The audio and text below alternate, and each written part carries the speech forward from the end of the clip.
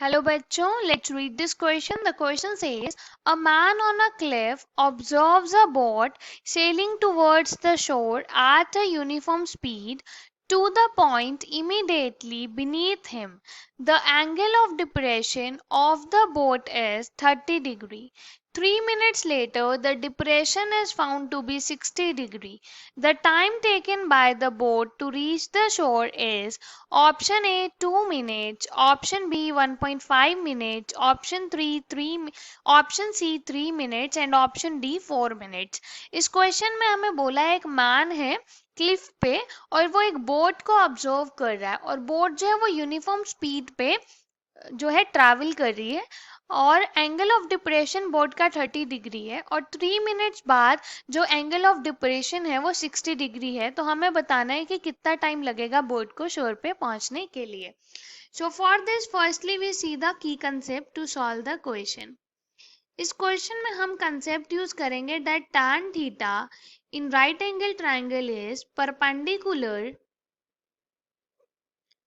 Divided by base और हमारे पास जो डिस्टेंस होता है that is equals to speed multiplied with time. इस कंसेप्ट को यूज करके क्वेश्चन को सॉल्व करेंगे। Question is of easy level. Let's start solving the question. सबसे पहले इसकी हम फिगर ड्रॉ करेंगे। तो यहाँ पे ये क्लिफ है, हमें इसकी हाइट नहीं दी और यहाँ पे कोई बोट है और उसका जो एंगल है वो हमें दिया है 30 डिग्री। आफ्टर 3 मिनट्स वो बोट यहाँ पे आ गई और ये जो एंगल है वो हमें 60 डिग्री दिया है और ये हमारे पास B और A ये क्लिफ है। तो इसको ज्वाइन करते हैं। ये हमें हाइट नहीं दी, इसको हम x लेट करते हैं। ये जो डिस्टेंस है CD ये D1 हो गया और DB डिस्टेंस D2 हो गया। ये BD जो डिस्टेंस है इसे हमने D2 ले लिया। यहाँ से ये एंगल ऑफ डिप्रेशन दिया था, ये 30 डिग्री दिया था और ये 60 डिग्री दिया था, जिसकी वजह से ये नीचे एंगल 30 डिग्री और 60 डिग्री आ गई। अब हमें क्या करना है, टाइम बताना है कि जब वो बोट डी पे आ गई, सी से डी तक तो वो ट्रेवल की 3 मिनट्स में, अब डी से बी में पहुंचने के लिए उसे कितना टाइम लगेगा। तो हम लेट करते हैं, let uniform speed of boat is equals to you.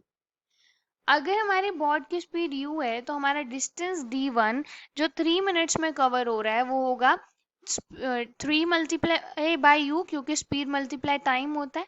ऐसे d2 क्या होगा, लेट करते हैं डिस्टेंस t मिनट में कवर हो रहा है तो t मल्टीप्लाई विथ u होगा। Let us say this is equation 1 and equation 2। अब हम ट्राइंगल लेंगे ABD। So in triangle ABD this is ABD, यहाँ पे आएगा tan 60 degree is equal to perpendicular जो x है डिवाइडेड बाय बेस d2। तो tan 60 ये d2 लिखा है, x बाय d2। tan 60 की वैल्यू होती है √3। So √3 is equals to x divided by d2। यहाँ से हमारे पास x की वैल्यू आ गई √3 d2। अब हम दूसरा ट्राइंगल लेंगे बड़े वाला, तो उसमें है in triangle ABC tan 30 degree is equal to perpendicular x है डिवाइडेड बाय बेस इसमें d1 प्लस d2। tan 30 होता है 1 बाय √3 that is equal to x divided by d1 plus d2। यहाँ से हमारे पास आ गया क्रॉस मल्टीप्लाई करके d1 plus d2 is √3x। x की वैल्यू यहाँ पे पुट करेंगे।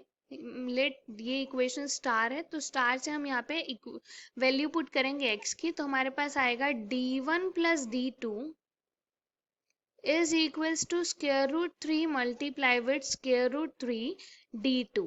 तो ये हो जाएगा d1 plus d2 equals to 3 d2 और यहाँ से आ गया d1 is equals to twice of d2। अब ये डिस्टेंस की टर्म में हम इसको टाइम और उसकी स्पीड की टर्म में लिख सकते हैं। तो यहाँ से d1 हमारे पास इक्वेशन 1 से आया था 3u है और d2 हमारे पास है tu। तो दिस u get cancelled, यहाँ से आएगा 3 is equals to 2t, so hence t is equals to 3 by 2. So this t is equals to 1.5 minutes. So the final answer is 1.5 minutes. That is option B.